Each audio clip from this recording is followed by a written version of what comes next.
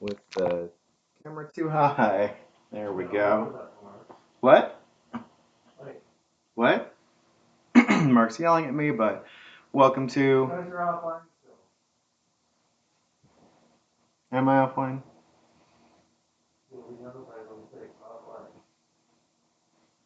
Hmm.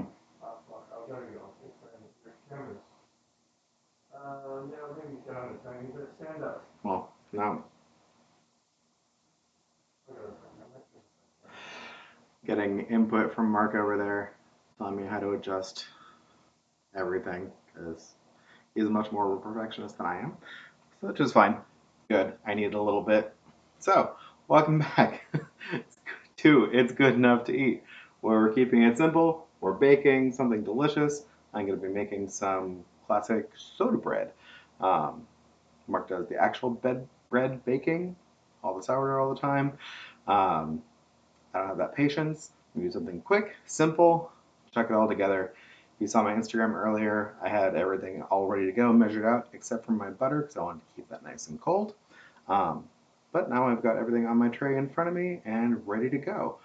First thing, I'm gonna set the oven to 425.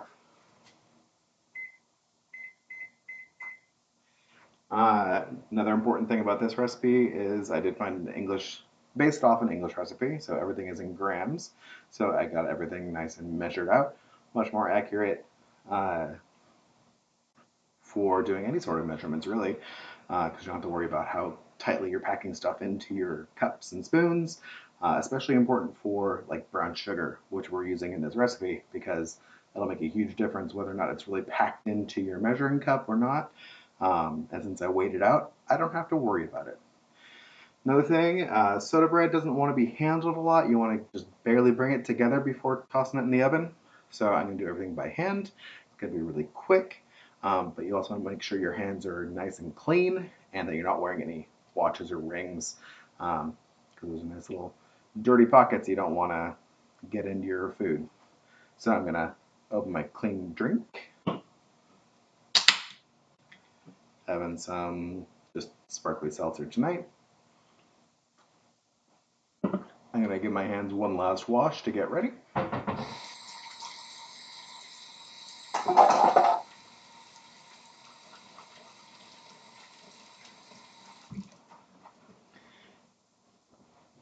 And good to go. So I've got my flour here, two kinds. We got whole wheat flour and just plain flour. Throw it in my bowl, and then to that I'm gonna add some spices, some salt, and some baking soda. Um, a lot of you, if you look at an English recipe, might say bicarb of soda, bicarbonate of soda. That's the same thing as baking soda.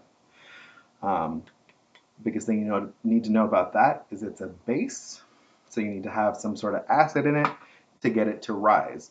Um, if you're using baking powder like we did last week with the muffins, that has the base and the acid together, so it rises itself. But since this is baking soda, I'm gonna be adding in an acid to go with it. I'm also gonna add in some just oatmeal, rolled oats. The recipe likes to one of the recipes had a both rolled oats and porridge oats in it. I was trying to look at the differences. It looks like the rolled oats are, sorry, cut oats and porridge oats. The porridge oats are rolled so they get creamier. I might have that backwards. I don't know. It doesn't matter too much. Um, I used the right kind. I figured it out earlier. Another good thing about getting all your ingredients in place beforehand is you don't have to think about it when you're doing it to know if you got the right one.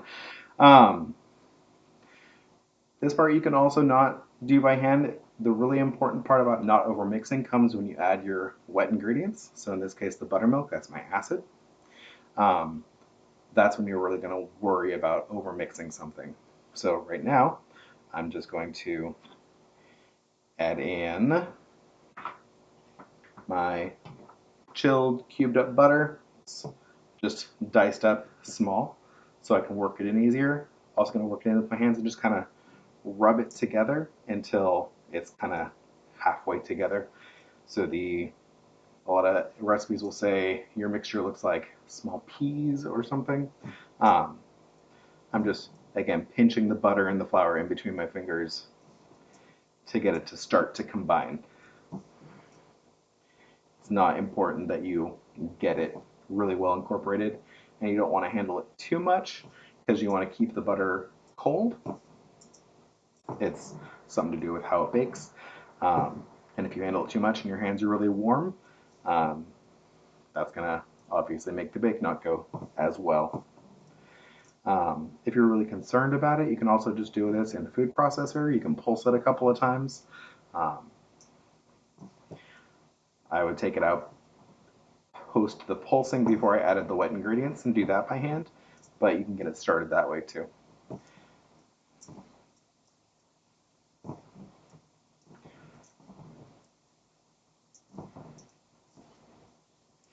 So now since it's still kind of winter baking, I'm doing a sweet soda bread today. There's a million recipes. You can really put whatever flavors in you want. Um, I've done, I think, sun-dried tomato before. Works out really well. Uh, Goes well with cheese. Um, but today we're doing sweet.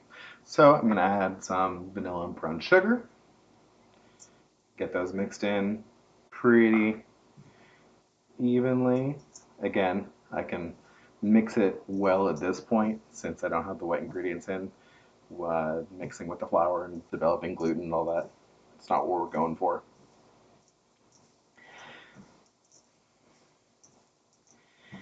And then I'm going to add some dried fruit. Also, if you saw the picture earlier, those are some jammy bits that my mom bought me when she was on one of her little baking splurges. She just likes to get every sort of ingredient from the flour company and try it out in whatever she's baking. So I've got a bunch of those. I've got some apricot and raspberry jammy bits, and they're nice and small and cut for me already, so I don't have to worry about it. Um, you can use whatever dried fruit you like, apricots, raisins. Um, Again, if you're reading English recipes, you might see sultanas, which is just another dried fruit kind of similar to raisins. Really, whatever you like. And you don't have to worry about the measurements because we'll weigh it again, so you weigh out the same amount in grams, and you're going to be good to go. You don't have to worry about it. Okay. Something I have seen a lot is that putting the fruit at this point with your flour mixture keeps it all from sinking down to the bottom.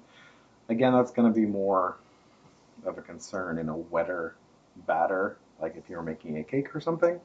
Um, Not a concern here so much, but just something to be aware of. Okay, so now's the important part. I've got my buttermilk, and the English recipe called for treacle, but I don't have any laying around. But I have molasses because you saw me use it last week, so it's pretty much the same substitution. You could also use corn syrup if you had that. If you don't have buttermilk, there's pretty easy conversions. Just using regular milk and add some acid into it. Because again, the acid is the important part. It's going to combine with the baking soda and give you your rise for the recipe. So if you don't have any buttermilk, just use regular milk, and then there's conversions easy to find online to see how much like lemon juice or vinegar to add to it to give you that catalyst you need for your baking soda. So I'm just going to stir this nice and easy together until it just barely comes together. Then I will tip it out of my bowl and shape it before putting it in the oven.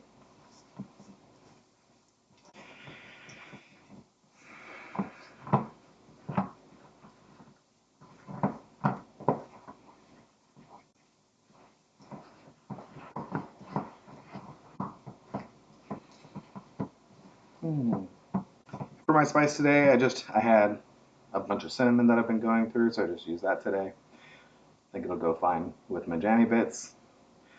You can use really whatever you like.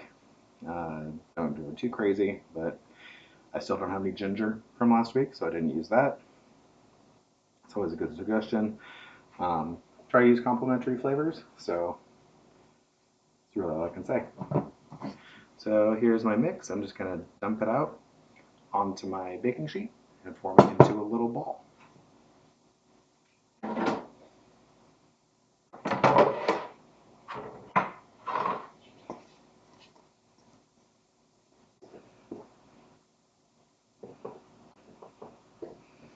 Don't worry if it's sticky.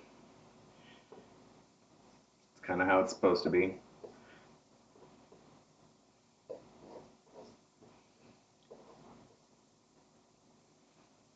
So I'm just gonna form this. Again, not working it too much into a ball. Wash my hands off.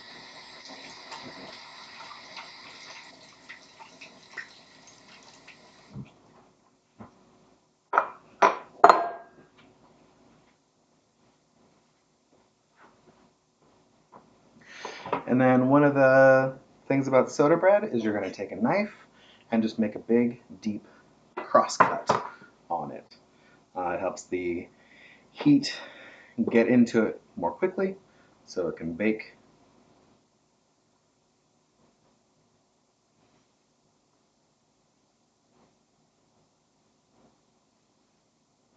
You're going to cut almost all the way down to the bottom of the tray.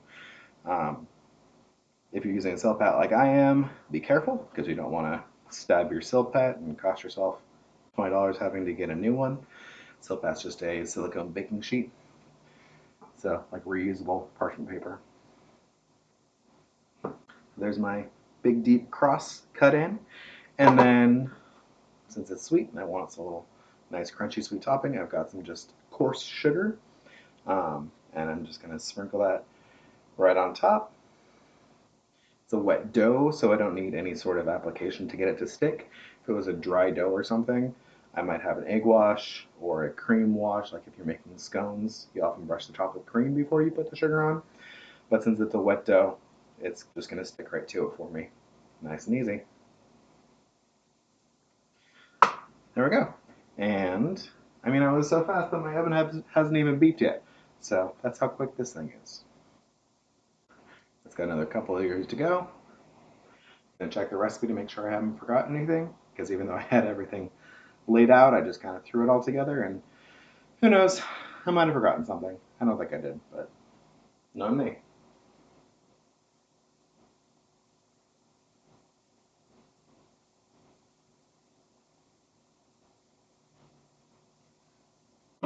Nope, good to go. Just gonna beep, beep, beep. I'm gonna stick this in the oven for 35 minutes. I won't subject you to having to listen to me talk for that whole time, but I will just post some final product pictures when it's done. So in 40 minutes or so, I'll be ready to go.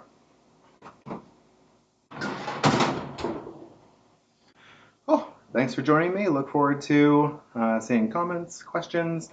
Let me know if you have something you want me to bake next time. Um, but I'll get this posted and I'll get those final pics. And hopefully you enjoyed. Thanks. And trust me, it'll be good enough to eat.